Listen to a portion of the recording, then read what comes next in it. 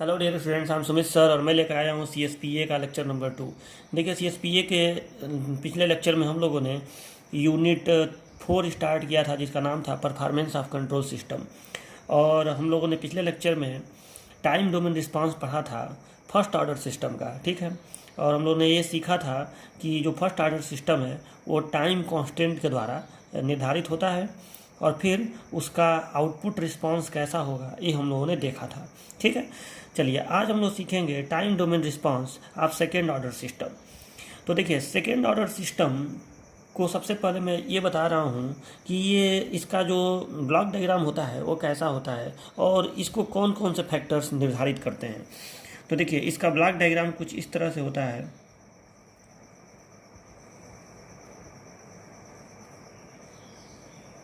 जो इसका forward block है उसका गेन होता है omega n square upon s square plus 2 zeta omega N into s, ठीक है।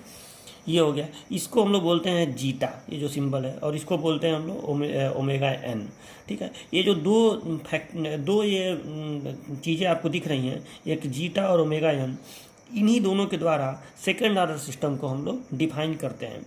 यस तो आप जान ही रहे हैं, ट्रांसफ़र फंक्शन में या फ्रीक्वेंसी डोमेन में यस तो होता ही है, ठीक है। तो ये हो गया आपका एक सेकेंड ऑर्डर सिस्टम को इस तरह से हम लोग रिप्रेजेंट करते हैं, ठीक है। अब देखिए सेकेंड ऑर्डर सिस्टम को अगर हम कंट्रोल सिस्टम के रूप में दिखाएं तो यहाँ पे हमें एरर डिटेक्टर लगाना पड़ेगा, ठीक। यहाँ पे जो हम इनपुट देंगे उस इनपुट को हम लोग नाम देंगे आर ऑफ एस, और जो आउटपुट हमें मिलेगा उसे हम बोलेंगे सी ऑफ एस, ठीक। और हम अगर यूनिटी फीडबैक दे दें, मतलब सीधे इसको ला के यहाँ कनेक्ट कर दें, तो ये एक क्लोज लूप कंट्रोल सिस्टम बन जाएगा, ठीक। निगेटिव फीडबैक दे रहे हैं मतलब यहाँ पे माइनस, यहाँ प्लस, ठीक है। तो ये हो गया, इधर प्लस लिख दे रहे हैं और यहाँ पे माइनस, ठीक है। तो ये एक क्लोज लूप कंट्रोल सिस्टम है जो सेकेंड ऑर्डर सिस्टम है। सेकेंड ऑर्डर इसलिए क्योंकि यहाँ यस पे 2 घात है, ठीक है। यहाँ पे आपको थोड़ा सा ये देखने पे थोड़ा सा अजीब लग रहा होगा कि सर ये कहाँ से आया है। बहुत बच्चों के दिमाग में एक क्वेश्चन आता है कि सर ये चीज़ कहाँ से आया है कि omega n square upon s square plus 2 zeta omega N s. तो देखिए जब किसी सिस्टम का हम लोग डेरिवेशन करते हैं तो वो सिस्टम किन किन फैक्टर्स पे डिपेंड करता है ये पता लगाया जाता है, ठीक है। किन चीज़ों के द्वारा सिस्टम को परिभाषित किया जा सकता है या सिस्टम को समझा जा सकता है। तो जो सेकेंड ऑर्डर सिस्टम है उसमें ये 2 राशियाँ, एक ओमेगा एन स्क्वायर और एक जीटा, ये दोनों एक ऐसी चीज़ें हैं, एक ऐसी क्वांटिटीज़ हैं जिनके द्वारा हम सिस्टम को समझ पाएंगे, ठीक है। जैसे अगर कोई RLC सर्किट है, मान लो RLC सर्किट भी एक सिस्टम ही है, यहाँ R है, यहाँ L है, मान लो यहाँ C है।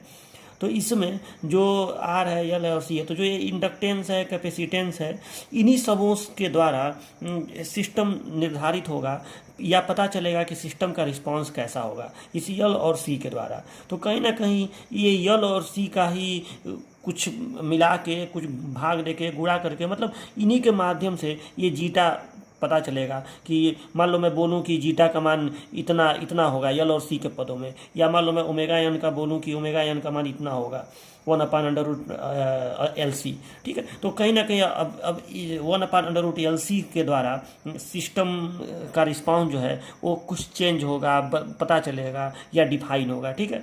तो इस तरह से ये जो 2 राशियां हैं, ये देखिए अब इसको याद नहीं करना है कि हमेशा 1/√LC होगा। अलग अलग सिस्टम के लिए इसका फार्मूला बदलता रहेगा, ठीक है, जीटा और ओमेगा एन का। मैकेनिकल सिस्टम में इसके जगह पे कुछ और आ सकता है, ठीक है। तो ये ओमेगा और जीटा एन 2 ऐसी चीज़ें हैं जिनके द्वारा हम सेकेंड ऑर्डर सिस्टम को परिभाषित करते हैं। अब देखिए तो आपको ये तो इतना रटना पड़ेगा, ये जो मैं बॉक्स के अंदर ये जो लिखा हूँ कि सेकेंड ऑर्डर सिस्टम को इस ऐसे रिप्रेजेंट करते हैं, ये आपको याद करना पड़ेगा। हाँ, ये ध्यान देने वाली बात है कि यस पे 2 घात आएगा क्योंकि सेकेंड ऑर्डर सिस्टम है। जैसे फर्स्ट ऑर्डर सिस्टम में मैं आपको यहाँ पे ओमेगा, आपको याद होगा कि मैंने 1/TS लिख के शुरुआत किया था, आपको याद होगा पिछले लेक्चर में, ठीक है। तो ये जो टाइम कॉन्स्टेंट था ये हम लोग उसमें रखते हैं क्योंकि टाइम कॉन्स्टेंट से आगे चल के हमें पता चलता चलता है कि टाइम कांस्टेंट से वो हमारा वो जो सिस्टम है वो उसका रिस्पांस पता चलता है, ठीक है। e⁻t/t आपको याद होगा आया था ना। तो कहीं ना कहीं टाइम कांस्टेंट के द्वारा उस फर्स्ट ऑर्डर सिस्टम को हम लोग डिफाइन करते थे, ठीक है। तो ये चीज़ इसमें आता ही आता है, ठीक है, ओमेगा एन और जीटा। तो ये आपको याद करना पड़ेगा। तो ये तो पहले याद कर लीजिएगा कि omega n square upon s square plus 2 zeta omega N s, इसके ये होता है एक सेकेंड ऑर्डर सिस्टम को रिप्रेजेंट करने का तरीका, ठीक है। चलिए, तो ये हो गया। अच्छा, ये बता देना है यहाँ पे कि कौन सी चीज़ें क्या हैं। तो यहाँ ओमेगा एन को हम लोग बोलते हैं, ओमेगा एन को natural frequency, natural frequency of oscillation, natural frequency of oscillation, ठीक है। और जीटा को हम लोग बोलते हैं डैम्पिंग रेशियो, जीटा को बोलते हैं डैम्पिंग रेशियो या डैम्पिंग कोफिशिएंट। तो ये दोनों चीज़ आप याद रखिएगा, ये दोनों बोला जाता है। धीरे धीरे आपको जब आप डेरिवेशन समझेंगे तो आपको खुद ब खुद समझ में आएगा कि जीटा कैसे क्या इसका मान होगा।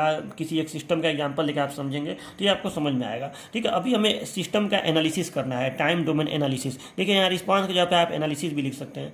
तो हमें सेकेंड ऑर्डर सिस्टम का टाइम डोमेन रिस्पांस पता करना है कि टाइम के पदों में आउटपुट किस तरह, रिस्पांस बने आउटपुट किस तरह से मिलेगा, ठीक है। तो चलो, सेकेंड ऑर्डर सिस्टम को यस डोमेन में ऐसे रिप्रेजेंट हम लोग करते हैं। तो ये हो गया। अब देखिए यहाँ पे आपको दिख रहा होगा कि इसका जो ये जो गेन है इसको हम लोग लिखते हैं, जो ये ओपन लूप गेन है जी ऑफ एस, ये कितना है omega n square upon s square plus 2 zeta omega N into s, ठीक है। और यहाँ पे एच ऑफ एस कितना है, मतलब इस पाथ का फीडबैक पाथ का गेन कितना है, तो ये है 1, ठीक है। तो मैंने आपको लास्ट लेक्चर में बताया था कि किसी भी क्लोज लूप कंट्रोल सिस्टम में दो प्रकार के ट्रांसफ़र फंक्शन होते हैं। एक होता है ओपन लूप ट्रांसफ़र फंक्शन और एक होता है क्लोज लूप ट्रांसफ़र फंक्शन। तो आप बताइए कि इसका ओपन लूप ट्रांसफ़र फंक्शन क्या होगा। ओपन लूप ट्रांसफ़र फंक्शन, ठीक है, ओपन लूप ट्रांसफर फंक्शन। तो मैंने आपको बताया था कि ओपन लूप ट्रांसफर फंक्शन हम लोग कैसे निकालते हैं। हम लोग इन दोनों का गुणा कर देते हैं, मतलब जी ऑफ एस में एच ऑफ एस का गुणा कर देते हैं। और अगर यूनिटी फीडबैक हो तो एच ऑफ एस 1 होगा, तो ओपन लूप ट्रांसफर फंक्शन यही जी ऑफ एस आएगा, ठीक है। तो ये आएगा आपका omega n square upon s square plus 2 zeta omega N s, ठीक है। लेकिन इसका हमें कोई काम नहीं पड़ता है, बस इसको निकाल के दिखा देंगे। आपको याद होगा पिछले लेक्चर में भी मैंने ये निकाला था, इसको मैंने OLTF लिखा था, OLTF। लेकिन हमें मेन काम पड़ता है क्लोज लूप ट्रांसफर फंक्शन का, क्योंकि ये जो है एक system close loop control system है। तो इसका देखिए क्लोज लूप ट्रांसफर फंक्शन क्या होगा, क्लोज लूप ट्रांसफर फंक्शन यानी CLTF।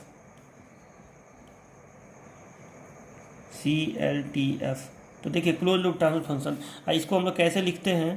तो क्लोज लूप ट्रांसफर फंक्शन को हम लोग लिखते हैं ऐसे, जी ऑफ एस मतलब सॉरी यहाँ पे C of S upon are of S, ठीक है। इस सिस्टम का C of S upon are of S यही तो लिखा जाता है ट्रांसफर फंक्शन को, आउटपुट अपान इनपुट।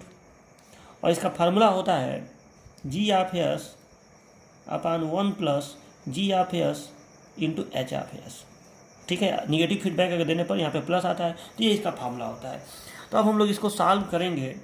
तो दिस इम्प्लाइज जो ट्रांसफर फंक्शन है close loop transfer function g of S upon are of S is equal to c of S upon are of S is equal to g of s के जगह पे क्या लिखेंगे, ये वाला, ठीक है। तो omega n square upon s square plus 2 zeta omega N s upon 1 plus ji of s, और एच ऑफ एस तो 1 है, तो जी ऑफ एस फिर से ये लिखना पड़ेगा omega n square upon s square plus 2 zeta omega N s into 1, ठीक है। ये समझ में आपको आ ही रहा होगा, ये एक ब्रैकेट में है, तो चलिए तो समझ में आपको आ ही रहा होगा।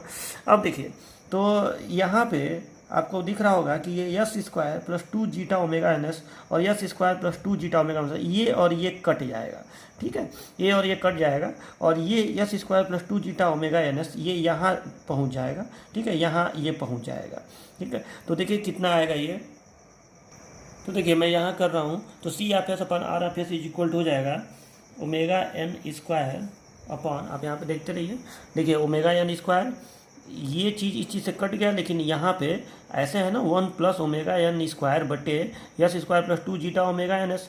तो अभी ये केवल इसके बटे में है, तो जब यहाँ जोड़ किया जाएगा तो ये इसमें एक में इसका गुणा हो जाएगा और पूरे के बटे में आ जाएगा s square plus 2 zeta omega N S, और तब ये इससे कट जाएगा। ठीक है, तो मैं सीधे इसको काट मैं दे रहा हूँ और इसको यहाँ पर लिख दे रहा हूँ। ठीक है, तो ओमेगा एन स्क्वायर और बटे में ये तो कट गया, तो बटे में केवल s square plus 2 zeta omega N s, s square plus 2 zeta omega N S और प्लस ओमेगा एन स्क्वायर, देख लीजिए। ठीक है, s square plus 2 zeta omega N s यहाँ आ गया एक के जगह पे, और प्लस ओमेगा एन स्क्वायर। ठीक है, तो ये हो गया। अब ये हो गया आपका transfer function, close loop transfer function हो गया ये। ठीक है, यानी अब कहने का मतलब यह है कि जो हमारा कंट्रोल सिस्टम है, जो हमारा ये क्लोज लूप कंट्रोल सिस्टम है, ये जो हमारा क्लोज लूप कंट्रोल सिस्टम है, इसको अगर हम एक ओपन लूप कंट्रोल सिस्टम से दर्शाना चाहें तो हम ये वाला गेन लगा के, ये वाला इस वाले गेन से हम इसको दिखा सकते हैं। ठीक है, तो ऐसे हम इसको दिखा सकते हैं। तो यहाँ पर लिख सकते हैं this system can represented by, इसको हम लोग अगर ओपन लूप सिस्टम से दिखाना चाहें तो हम इसको ऐसे दिखा सकते हैं, omega n square upon s square plus 2 zeta omega N S और प्लस ओमेगा एन स्क्वायर। ठीक है, और यहाँ पे ठीक है ये आउटपुट है, ये इनपुट है, तो आर ऑफ यस और यहाँ पे सी ऑफ यस। ठीक, ये हो गया। तो अब देखिए, तो ये तो आपका हो गया कि सिस्टम को हम ऐसे रिप्रेजेंट कर सकते हैं। अब हमें सिस्टम का टाइम डोमेन रिस्पांस पता करना है, तो वो तो हम अभी पता करेंगे ही करेंगे, लेकिन पहले थोड़ा सा आप देखिए, पहले थोड़ी सी बातें समझ लीजिए। देखिए आपके सिलेबस में है कि इस सिस्टम का, ये जो सिस्टम है, अब इसको भूल जाइए, ये जो क्लोज लूप सिस्टम है आप इसको भूल जाइए। ठीक है, अब हम इसी पे चलेंगे, यही वो हमारा सिस्टम है, यही सेकेंड ऑर्डर सिस्टम है जिसको मैंने ओपन लूप सिस्टम के रूप में बदल दिया और ऐसे बना दिया। अब इसी सिस्टम को यहाँ पे आपके सिलेबस में क्या है, आपके सिलेबस में है स्टेप इनपुट के लिए, मतलब यहाँ पे हम स्टेप इनपुट देंगे। आपको मालूम है स्टेप इनपुट यानी यू ऑफ टी होता है, जिसका लाप्लास ट्रांसफॉर्म 1/s होता है, मतलब 1 इनपुट देंगे तो 1/s उसका लाप्लास ट्रांसफॉर्म होता है। तो यहाँ पे हम 1/s इनपुट देंगे और पता करेंगे आउटपुट क्या आएगा। तो आपको मालूम है कि आउटपुट जो है वो इसका और इसका गुणनफल होता है। गेन में अगर इसका गुणा करें तो आउटपुट निकल आता है, आपको मालूम है। तो सी ऑफ एस तो पता चल जाएगा 1/s into ji of S, ये जो है मतलब ये जो C of S upon are of S है। ठीक, ये जो चीज़ है, तो 1/s में आप इसका गुणा कर देंगे तो आपका ये पता चल जाएगा, तो सी ऑफ एस निकल जाएगा। लेकिन ये यस डोमेन में आएगा। रिस्पांस का मतलब होता है टाइम, आपको टाइम डोमेन रिस्पांस पता करना है ना, तो आपको उसको टाइम डोमेन में बदलना पड़ेगा। तो जो भी यहाँ पे आएगा उसको टाइम डोमेन में लाने के लिए मतलब आपको सी ऑफ टी निकालना है। ठीक है, आपको सी ऑफ टी पता करना है कि सी ऑफ टी कितना होगा, मतलब एक ऐसा समीकरण पता करना है कि जिसमें हम टी का मान भरें, कुछ भी मान भरें तो हमें आउटपुट का मान निकल जाए। उसी को तो टाइम डोमेन रिस्पांस कहते हैं। मैंने आपको ये लास्ट टर्न पे समझाया था। ठीक है, तो अब हमें इसको टी के समीकरण में बदलना है। तो आपको जाहिर सी बात है, यहाँ पर अगर सी ऑफ एस आएगा 1/s इंटू इतना, ठीक है, तो अब इसका हमें इन्वर्स लाप्लास ट्रांसफॉर्म लेना पड़ेगा। और जब हम इन्वर्स लाप्लास ट्रांसफॉर्म लेंगे तो ऑटोमेटिक हमारा ये टाइम डोमेन रिस्पांस हमें पता चल जाएगा। तो वो तो काम हम करेंगे, लेकिन अभी देखिए, अभी ये जितना आसान दिख रहा है उतना आसान है नहीं। ठीक है, पिछले वाले में तो यही काम हम किए थे, यहाँ पे आउटपुट निकाल दिए थे और सीधे उसका इन्वर्स लाप्लास ट्रांसफॉर्म किए थे। इसमें देखिए, इसमें बात यह है कि ये जो सिस्टम है, इसमें ये जो जीटा है ये वेरिएबल है, मतलब जीटा का अलग अलग मान हो सकता है। ठीक है, जीटा एक वेरिएबल है, ओमेगा एन वेरिएबल नहीं है, लेकिन जीटा जो है ये वेरिएबल क्वांटिटी है। इसका मान अलग अलग हो सकता है। इसका मान 0 भी हो सकता है, 0 से बड़ा भी हो सकता है, 0 से।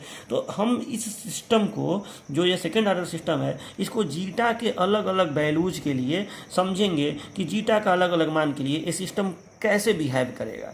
ठीक है, तो देखिए अब एक चीज़ समझिए कि किसी भी सिस्टम को अगर समझना हो कि सिस्टम स्टेबल है अनस्टेबल है, कैसा है उसका बिहेवियर, तो उसका एक ही तरीका होता है। सिस्टम के बिहेवियर को अगर आपको समझना हो तो उसके लिए हमें एक काम करना पड़ेगा, हमें सिस्टम का पोल्स, क्योंकि पोल्स के द्वारा अगर सिस्टम का हम पोल निकाल लें तो पोल्स के द्वारा हम सिस्टम के बिहेवियर को समझ सकते हैं। तो मतलब अगर हम ये जो हमारा सिस्टम है इसका हम पोल्स ज्ञात कर लें, जिसका ये ट्रांसफ़र फंक्शन है, तो अगर हम इसका पोल्स ज्ञात कर लें तो हम इस सिस्टम के बिहेवियर को काफ़ी हद तक समझ पाएंगे। तो हम एक काम करते हैं, आपको पता है कि पोल्स कैसे ज्ञात किया जाता है। तो पोल यस के उस मान को कहते हैं जिसके लिए ये जो हर है, डिनोमिनेटर है, वो जीरो हो जाता है। आपको ये पता होगा कि यस के जिस मान के लिए ये जो हर है वो जीरो हो जाए उसे ही हम लोग कहते हैं पोल्स, सिस्टम का पोल्स। तो अब हमें पता करना है कि यस के किस मान के लिए सिस्टम जीरो हो जाएगा। पोल इसलिए ज्ञात करना है क्योंकि हमें सिस्टम के बिहेवियर को समझना है और उसके लिए पोल ज्ञात करना पड़ेगा। तो देखिए, हमें यस का वो मान ज्ञात करना है जिसके लिए ये जीरो हो जाए। तो इसके लिए हम एक काम करेंगे, हम लिखेंगे characteristic equation,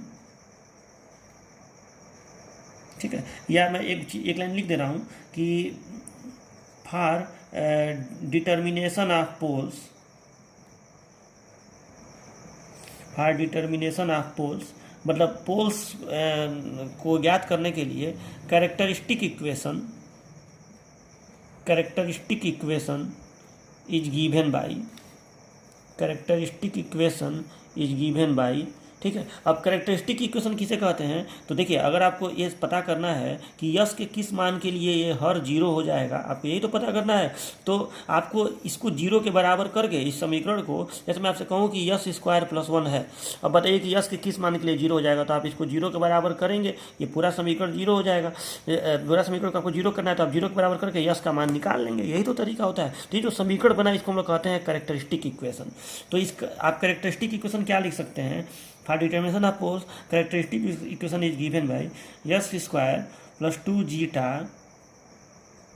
zeta omega N s plus omega n square is equal to zero, ठीक है। अब आपको पता करना है कि यस के किस मान के लिए ये इक्वेशन जीरो होगा। तो जाहिर सी बात है, इसके लिए ये द्विघात समीकरण है, क्वाड्रेटिक इक्वेशन है, और इसके लिए आपको इसका रूट निकालना पड़ेगा, जिसको हम लोग मूल कहते हैं, ठीक है। किसी भी समीकरण में जैसे मान लो S square plus 2 S plus 3 हो, इसको आप जीरो के बराबर किए तो इसको हल करेंगे तो यस के दो मान आएंगे ना, जिसके लिए ये समीकरण जीरो हो जाएगा। उन दोनों मानों को हम लोग कहते हैं मूल, या अंग्रेजी में रूट्स कहते हैं, और उसी रूट्स को हम यहाँ पोल्स कहेंगे, ठीक है। उसी रूट्स को यहाँ पोल्स बोलेंगे।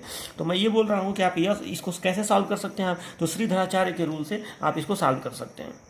तो देखिए, श्रीधराचार्य का नियम अप्लाई करिए तो यस इज इक्वल टू हो जाएगा, इसलिए s is equal to minus b plus minus under root B square minus 4ac upon 2 है, यही तो होता है। तो माइनस बी, तो यहाँ पे माइनस बी के जगह पे क्या लिखाएगा, तो यहाँ पे लिखाएगा माइनस 2 जीटा ओमेगा एन, ठीक है, plus minus under root B square minus 4ac B square minus 4ac 4a into C upon 2a upon 2, यही तो होगा। अब इसमें से हम 4 अगर यहाँ से कॉमन ले लें, 4 कॉमन ले लें तो 4 बाहर आएगा तो 2 हो जाएगा, और यहाँ भी 2 है, यहाँ भी 2 है, तो 2 2 कट जाएगा। तो देखिए क्या आएगा, तो यह आएगा minus zeta omega N plus minus under root zeta square omega n square minus omega n square, बस, ठीक है। ये आ जाएगा minus zeta omega N plus minus under root zeta square omega n square minus omega n square, ठीक है। अभी देखिए, अभी इसको भी थोड़ा सा और आगे सॉल्व करेंगे। तो यहाँ आप देखिए, तो जीटा यहाँ ओमेगा एन स्क्वायर कॉमन हो सकता है, और जब ये कॉमन हो जाएगा और बाहर आएगा तो ओमेगा एन हो जाएगा ये। तो ये हो गया आपका s is equal to minus zeta omega N, ठीक है, plus minus zeta omega N plus minus omega N under root omega N under root zeta square minus 1, चलिए ये तो इतना आ गया, ठीक है। तो यानी यस का हमारा मान आया, यस में इसमें दो मान है, ठीक है, minus zeta omega N plus omega N under root zeta square minus 1, और एक दूसरा मान आया minus zeta omega n minus omega N under root zeta square minus 1, ठीक है। तो ये हो गया हमारा सिस्टम का पोल्स, ठीक है, इसमें दो पोल्स हैं। तो अब देखिए, अब इस समीकरण को जब हम देखते हैं तो इसमें हमें कई सारे कंडीशन प्राप्त हो सकते हैं। जैसे जीटा का मान अलग अलग रखने पर कभी हमारा पोल धनात्मक आएगा, कभी हमारा पोल ऋणात्मक आएगा, कभी हमारा पोल रियल आएगा, कभी हमारा पोल इमेजिनरी आएगा, ठीक है। तो हम जरा पता करते हैं कि जीटा के अलग अलग मानों के लिए पोल किस तरह से प्राप्त होगा, ये जरा पता किया जाए, ठीक है। तो देखिए इसको हम पता करते हैं। तो देखिए मैंने यहाँ पे लिखा है effect of zeta on second order system, ठीक है। मतलब मैंने जब ये समीकरण निकाल लिया तो मैं भी पता करूँगा कि ये जो जीटा है इसके अलग अलग मानों का सिस्टम पे क्या असर पड़ेगा, ठीक है, ये मुझे समझना है। देखो एक बात मैं बता दे रहा हूँ कि आपको अभी मैं बाद में बताऊँगा कि आपको ये सब नोट अपने नोट्स में नोट करना है, लेकिन एग्जाम में क्वेश्चन कैसे आएगा और क्वेश्चन आएगा तो आपको क्या लिखना है, कैसे लिखना है। अब ये नहीं है कि पूरा का पूरा जितना मैं लिखवा रहा हूँ अब आ गया, मान लो कि आप स्टेप इनपुट के लिए अंडर डैम्प्ड सिचुएशन में, अंडर डैम्प्ड कंडीशन में सेकेंड ऑर्डर सिस्टम का एनालिसिस कीजिए। तो अब ये नहीं कि मैं अगर आपको शुरू से लास्ट तक 6-7 पेज में लिखवाऊँ तो आपको पूरा का पूरा लिखना पड़ेगा। मैं आपको बताऊंगा कि अगर इस तरह का क्वेश्चन आएगा तो आप इतना ही लिखेंगे तो एग्जामिनर समझ जाएगा। लेकिन जब मैं आपको सेकंड ऑर्डर सिस्टम पढ़ाने जा रहा हूँ तो मेरा ये उद्देश्य बनता है कि मैं आपको शुरू से लास्ट तक की सारी बातें बताऊँ, क्योंकि मेरा काम है समझाना, ठीक है। अब सिलेबस की सिलेबस में एक लाइन हेडिंग लिखा हुआ है तो मैं उसी एक हेडिंग को बता दूँ कि हाँ ये आएगा तो इतने में इतना लिख देना, तो उससे काम नहीं चलता है, ठीक है। मेरा उद्देश्य है कि आपको शुरू से लास्ट तक की सारी बातें बता दूँ और फिर उसमें बताऊंगा कि आप छांट के कितना इस हेडिंग के लिए कितना लिखेंगे, ठीक है। तो अभी ये हेडिंग आपको सिलेबस में नहीं मिलेगा, ठीक है। तो अभी लेकिन उसमें ये लिखना पड़ेगा, ठीक है। आपको समझना है तो ये लिखना पड़ेगा, बाद में मैं आपको एग्जैक्ट बताऊंगा। तो चलिए अभी जो बता रहा हूँ समझिए कि ये जो पोल आया है, ठीक है, ये जो दो पोल आए हैं, अब हमें पता करना है कि जीटा का क्या असर पड़ेगा। तो इसमें देखिए अब जीटा के अलग अलग मान हो सकते हैं। जीटा एक नंबर है, सिंपल एक नंबर है, ठीक है। तो जीटा का अलग अलग मान हो सकता है। तो जीटा का देखिए क्या क्या मान हो सकता है। तो देखिए केस फर्स्ट, जीटा के बहुत सारे मान हो सकते हैं। जैसे कोई संख्या है तो जीटा हो सकता है कि 0 से बड़ा हो, नहीं हो सकता है कि 0 हो, जीटा हो सकता है 0 हो, जीटा हो सकता है कि 0 से बड़ा हो, जीटा हो सकता है कि 0 से बड़ा हो, जीटा हो सकता है कि 0 से छोटा हो। ये तो 3 कंडीशन हो ही सकता है। और 0 से बड़ा को भी मैं 2 पार्ट में तोड़ूँ, 2-3 पार्ट में इसको तोड़ दूँ। 0 से बड़ा वाले को भी मैं ऐसे कहूँ कि 0 से बड़ा हो जीटा और 1 से छोटा हो, ठीक है। फिर मैं इसमें एक और कंडीशन बना दूँ कि जीटा 1 के बराबर हो, और एक और कंडीशन बना दूँ कि जीटा 1 से बड़ा हो। 0 से बड़ा में तो ये भी आएगा, ये भी आएगा, ये भी आएगा। और 0 से छोटा वाले में भी मैं 3 कंडीशन अगर बना दूं कि ऐसे बना दूं कि ये 0 से छोटा हो तो -1 से लेकर 0 के बीच में हो, ठीक है। मतलब -1 से बड़ा हो और 0 से छोटा हो। एक कंडीशन और बना दूं कि जीटा -1 के बराबर हो, और एक और कंडीशन बना दूं कि जीटा -1 से छोटा हो। तो देखिए 3 कंडीशन यहाँ पे, 3 कंडीशन यहाँ पे और 1 कंडीशन यहाँ पे, तो टोटल 6 कंडीशन हो गए, 7 कंडीशन हो गए। 3 3 6 1 7। तो इन 7 कंडीशनों के लिए हम पढ़ेंगे कि जीटा के अलग अलग मानों का ये सिस्टम पर क्या असर पड़ेगा। तो देखिए, तो सबसे पहले case first, when zeta is equal to 0, when zeta is equal to 0। तो देखिए जब जीटा का मान 0 होगा तो उस कंडीशन में हमें यहाँ पे आप समझिए जरा सा, ये जो पोल निकला है कि आप बताइए कि पोल कैसा होगा। तो देखिए जब जीटा का मान 0 होगा तो यहाँ पे जब 0 रखेंगे तो ये तो पूरा टर्म 0 हो जाएगा, और यहाँ पे जब 0 रखेंगे तो 0 -1 तो ये अंडर रूट में -1 आएगा, और अंडर रूट में -1 का मान होता है j, अंडर रूट में -1 का मान होता है j, ठीक। तो यहाँ पे क्या आ गया, +- j⍵n, ठीक है। तो आपको ये पता चला कि when zeta is equal to 0 तो 2 पोल्स आएंगे S1 S2। तो S1 इज इक्वल टू, या आप ऐसे ही लिख दीजिए कि S is equal to +- j⍵n, ये आया। यानी आपको ये पता चला कि जो पोल होंगे वो कॉम्प्लेक्स नंबर होंगे, ठीक है। मतलब आप कॉम्प्लेक्स नहीं, ये आपका देखिए कॉम्प्लेक्स नंबर हम लोग कॉम्प्लेक्स नंबर उस नंबर को कहते हैं जिसमें दो पार्ट होते हैं, एक होता है रियल पार्ट और एक होता है इमेजनरी पार्ट। आपको यस प्लेन पे मालूम होगा कि ये रियल पार्ट होता है और ये इमेजनरी पार्ट होता है। यहाँ पे हम लोग प्लस सिग्मा और यहाँ पे माइनस सिग्मा मतलब रियल पार्ट को दिखाते हैं, और यहाँ पे प्लस जे ओमेगा और यहाँ पे माइनस जे ओमेगा यानी इमेजनरी पार्ट को दिखाते हैं किसी भी नंबर के, और ये दोनों नंबर मिल के कॉम्प्लेक्स नंबर का निर्माण करते हैं। तो कॉम्प्लेक्स नंबर में ये जो पार्ट है ये इमेजनरी पार्ट कहलाता है, ठीक है। तो आपको ये दिख रहा है कि जब जीटा का मान 0 है तो यस का मान केवल कॉम्प्लेक्स नंबर में केवल इमेजनरी पार्ट वाला आ रहा है, और प्लस जे ओमेगा एन और माइनस जे ओमेगा एन यानी जो पोल्स हैं वो अनइक्वल एंड अपोजिट आ रहे हैं, ठीक है। पोल्स जो हैं वो अनइक्वल एंड अपोजिट आ रहे हैं। तो इसको हम लोग यस प्लेन पे ऐसे दिखाएंगे, इसको हम लोग S1 S2 ही लिख देते हैं, ठीक है, तो कि यस प्लेन पे दिखाने में अच्छा रहेगा। तो S1 का S2 इज इक्वल टू आया प्लस माइनस जे ओमेगा। चलिए अब देखिए, तो ये आ गया S1 का S2 is equal two plus minus J omega. अब हमें इसे दिखाना, यहाँ पे एक लाइन लिख दे रहा हूँ कि पोल्स आर, देखिए जब पोल इक्वल एंड अपोजिट हो तो उसे हम लोग कंजुगेट कहते हैं, ठीक है, कंजुगेट पोल्स कहते हैं। तो हम लिखेंगे poles are conjugate to each other, conjugate माने जब इक्वल एंड अपोजिट हो तो conjugate to each other and poles lie on imaginary part of S plane, ठीक है। तो अब हम इसको S प्लेन पे दिखा देते हैं। तो ये S प्लेन आप जान ही रहे हैं कैसे बनता है, ठीक है। ऐसे बनेगा, यहाँ पे जे ओमेगा प्लस जे ओमेगा, ठीक है, और नीचे माइनस जे ओमेगा एक्सिस, इधर प्लस सिग्मा और इधर माइनस सिग्मा, ठीक है। और पोल्स को दिखाना है तो पोल्स को इसी एक्सिस पे दिखाना है पोल्स को, तो पोल इसी एक्सिस पे आ रहा है, तो जितना हाइट पे आप इसको दिखाएंगे पोल्स को क्रॉस करके दिखाते हैं, और नीचे भी उतनी ही हाइट पे जितना ऊपर उतना नीचे ऐसे करके पोल्स को दिखा देंगे, ठीक है। और ऐसे इसमें डैश देके ये जीटा इज इक्वल टू कब के लिए है, तो ये जीटा इज इक्वल टू है जब जीटा इज इक्वल टू 0, ठीक है।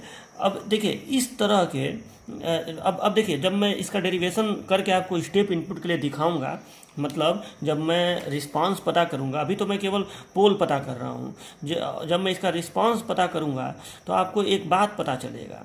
क्या पता चलेगा कि जब जीटा का मान 0 रहेगा, ठीक है, जब जीटा का मान 0 रहेगा तो उस स्थिति में जो आपका रिस्पांस आएगा वो अनडैम्प्ड रिस्पांस आएगा, अनडैम्प्ड, ठीक है। अब ये अनडैम्प्ड रिस्पांस क्या कहलाता है ये आपको जब मैं पढ़ाऊंगा, जब मैं डेरिवेशन करके आपको दिखाऊंगा तभी आपको बताऊंगा कि अनडैम्प्ड रिस्पांस क्या होता है, ठीक है। अभी फिलहाल के इतना जानिए कि जिसका एम्पलीट्यूड जो है वो कभी डाउन ना हो उसे हम लोग अनडैम्प्ड रिस्पांस कहते हैं। लेकिन अभी छोड़िए इसको, ये बाद में आपको बताऊंगा, लेकिन अभी ये जानिए कि इसका जो रिस्पांस होगा सिस्टम का वो अनडैम्प्ड रिस्पांस होगा। और दूसरी बात कि यहाँ पे जब पोल, देखिए एक बात याद रखिएगा कि जब पोल किसी भी एस प्लेन के इस वाले पार्ट को हम लोग कहते हैं लेफ्ट हाफ प्लेन, इधर वाले पार्ट को हम लोग कहते हैं left half plane LHP, left half plane, उधर वाले पार्ट को हम लोग कहते हैं राइट हाफ प्लेन RHP।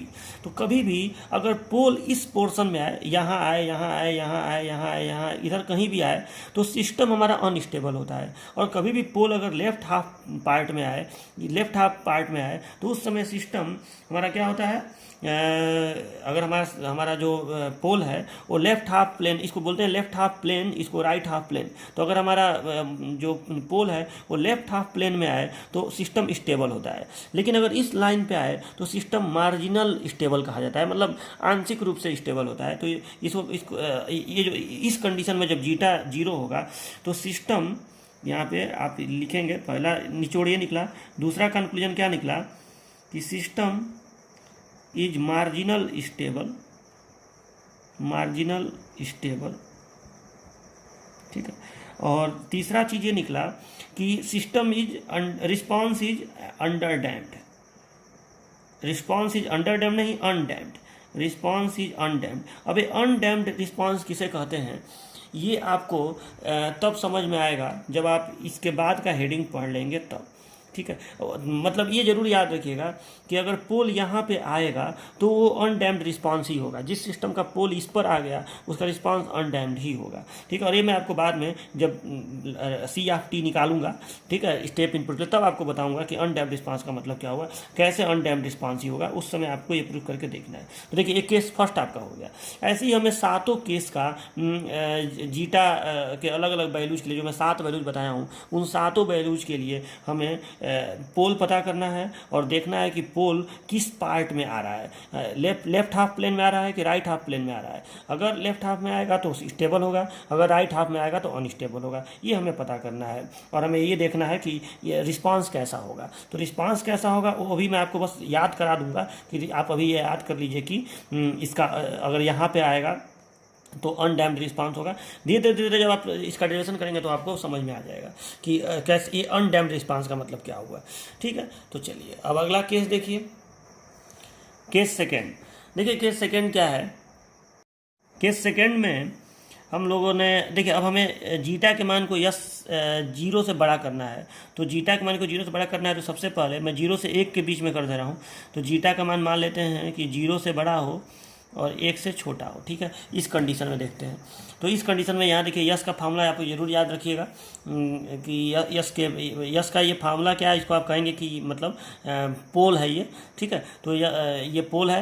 अब देखिए तो इसमें जीटा का मान आपको रखना है 0 से 1 के बीच में। तो देखिए ये यहाँ ध्यान दीजिए कि अगर जीटा का मान ये 0 से 1 के बीच में होगा, मतलब यहाँ तो -1 है और इससे छोटा ही होगा, ठीक है। अगर मान लो कि यहाँ पे 0.5 आ जाए तो कोई भी यहाँ पे नंबर आ जाए तो जब आप उसका वर्ग करेंगे, 0 से 1 के बीच में अगर कोई नंबर हो और आप उसका वर्ग करेंगे तो जाहिर सी बात है वो दशमलव वाली संख्या होगी तो वर्ग और छोटा ही हो जाएगा। मेरे कहने का मतलब है कि मान लो 0.5 हो तो 0.5 का वर्ग करेंगे तो 0.25 हो जाएगा और छोटा हो गया, 0.5 से छोटा है 0.25, ठीक है। तो यहाँ पे मतलब यहाँ पे जो चीज़ आएगा वो अंडर रूट में माइनस ही आएगा, ये तो श्योर है, क्योंकि जब छोटी संख्या -1 में से घटेगी तो अंडर रूट में माइनस तो जरूर आएगा, कुछ भी आए लेकिन माइनस जरूर आएगा।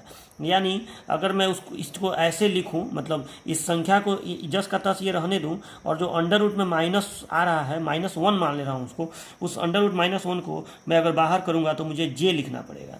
तो इस कंडीशन में जो रूट है मतलब जो पोल है वो ये आ गया S1 S2 बराबर, S1 का मैं S2 बराबर minus zeta omega N plus minus J omega N under root zeta square -1।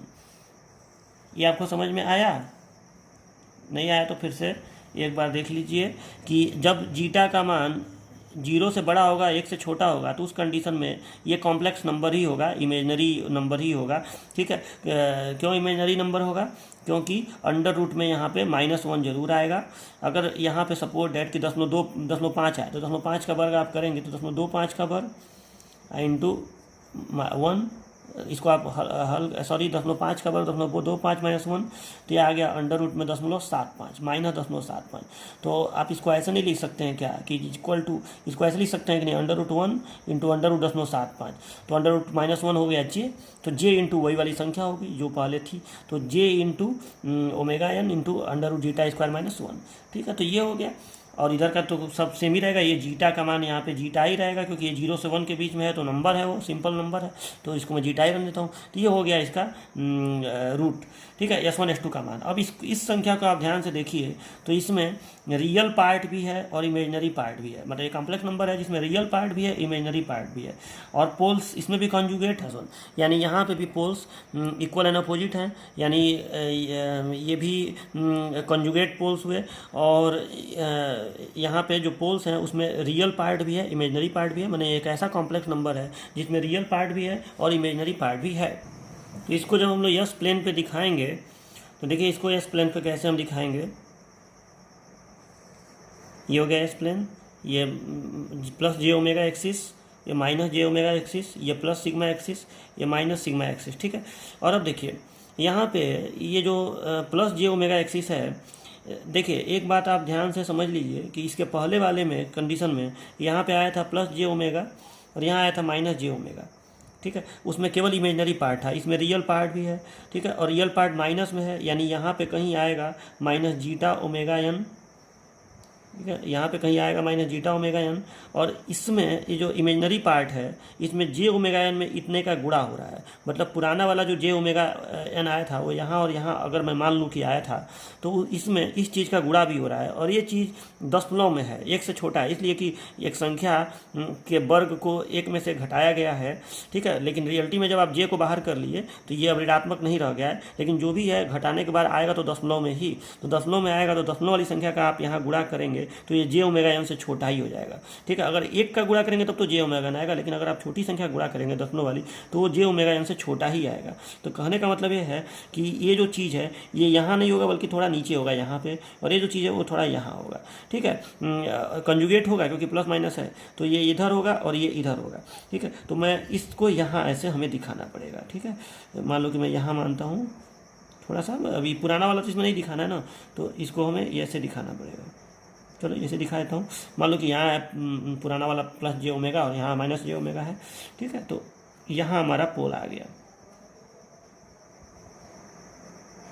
ये देखिए ये आ गया, इस सिस्टम का पोल यहाँ पे आया। ठीक है, ये हो गया माइनस जीटा ओमेगा एन, और ये हो गया प्लस यहाँ जो वैल्यू है ये क्या है plus J omega N under root zeta square minus 1। ठीक है, कोऑर्डिनेट कैसे दर्शाते हैं, जैसे लिखा हो 2 + 3j ऐसे लिखा हो तो 2 को इधर चलेंगे और 3 को इधर चलेंगे और दोनों का जो मिलाएंगे वो वैसे दिखा देते हैं, ऐसे तो दिखाते हैं। तो वही चीज़ है कि माइनस जीटा ओमेगा एन को यहाँ, और ये जो चीज़ है इसको ऊपर यहाँ और नीचे यहाँ, तो ये पोल्स हो गए यहाँ पे। ठीक है, तो ये जो पोल्स दिखाया गया है इसको आप बता देंगे कि ये किस कंडीशन में है, व्हेन जीटा का मान जब 0 से 1 के बीच में है।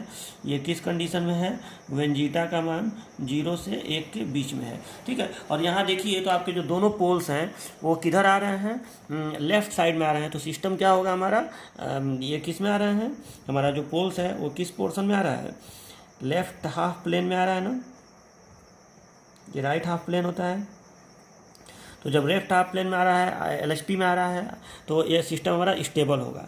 ठीक है, तो यहाँ पे मैं इस बात को लिख रहा हूँ, पहला तो ये लिख दे रहा हूँ कि पोल्स आर कॉम्प्लेक्स कंजुगेट्स, मतलब पोल जो है वो कॉम्प्लेक्स कंजुगेट हैं, ऊपर नीचे equal and opposite. Complex conjugate consist poles which consist real and imaginary part, दोनों पार्ट इसमें हैं। Poles are complex conjugate which consist real and imaginary part, दोनों पार्ट ये कंसिस्ट करते हैं। पुराने वाले में केवल इमेजिनरी पार्ट था, रियल एंड इमेजिनरी पार्ट। ठीक, तो ये पहला चीज़ हो गया कि आपको पोल्स की जानकारी मिली। दूसरा चीज़ हो गया कि सिस्टम स्टेबल होगा, सिस्टम इज स्टेबल। और तीसरा एक चीज़ और जो आपको बाद में पता चलेगा कि यहाँ पे जब पोल्स यहाँ पे आएंगे और जब आप रिस्पांस निकालेंगे तो आपको रिस्पांस कैसा पता चलेगा, तो रिस्पांस आपको पता चलेगा कि रिस्पांस यहाँ पे अंडर डैम्प्ड कहलाएगा। रिस्पांस इज अंडर डैम्प्ड, पिछले वाले में अनडैम्प्ड और यहाँ पे अंडर डैम्प्ड। अब ये अंडर डैम्प्ड रिस्पांस क्या है ये आपको बाद में मैं समझाऊंगा, जब मैं डेरिवेशन करा के रिस्पांस निकालूंगा तब। तो रिस्पांस यहाँ पे अंडर डैम्प्ड आएगा। ठीक है, तो अच्छा एक चीज़ और याद रखिएगा कि सिस्टम का सबसे ज़्यादा क्वेश्चन इसी से आता है, इसी टॉपिक से सिस्टम का सबसे ज़्यादा क्वेश्चन आता है। व्हेन जीटा इज इक्वल, सबसे ज़्यादा इंपॉर्टेंट केस यही है। उसमें जब आप स्टेप इनपुट देंगे तो स्टेप इनपुट के लिए जो आपको ये रिस्पांस निकालना है, ठीक है, जो आपको ये रिस्पांस निकालना है कि अंडर डैम्प्ड होगा कि ओवर डैम्प्ड होगा कि अनडैम्प्ड होगा, तो ये रिस्पांस सबसे ज़्यादा इंपॉर्टेंट अंडर डैम्प्ड वाला ही होता है। ठीक है, ये अंडर डैम्प्ड वाला रिस्पांस सबसे ज़्यादा इंपॉर्टेंट होता है, इसीलिए यही वाला केस सबसे ज़्यादा डिराइव करने को एग्जाम में आता है कि स्टेप इनपुट के लिए आप जीटा जब 0 से 1 के बीच में हो यानी अंडर डैम्प्ड सिचुएशन में आप निकालिए रिस्पांस, जो आपको निकालना पड़ेगा अंडर डैम्प्ड जो आता है। ठीक है, तो ये हो गया पोल की बात कि पोल इसके इस तरह से होंगे। चलिए अब केस थर्ड देखिए। डियर स्टूडेंट, मैं एक काम करता हूँ कि आप लोगों को मैं एक छोटा सा होमवर्क दे रहा हूँ कि अब आप लोग केस सेकेंड के बाद केस थर्ड क्या रहेगा आप बताइए। तो केस थर्ड रहेगा जब जीटा का मान, अब देखिए 0 और 1 के बीच में हो गया, अब जब जीटा का मान आप 1 रख दीजिएगा। ठीक है, जीटा का मान 1 रख दीजिएगा और फिर जीटा का मान 1 से बड़ा रख दीजिएगा और इसमें आप देखिएगा कि कैसा आ रहा है।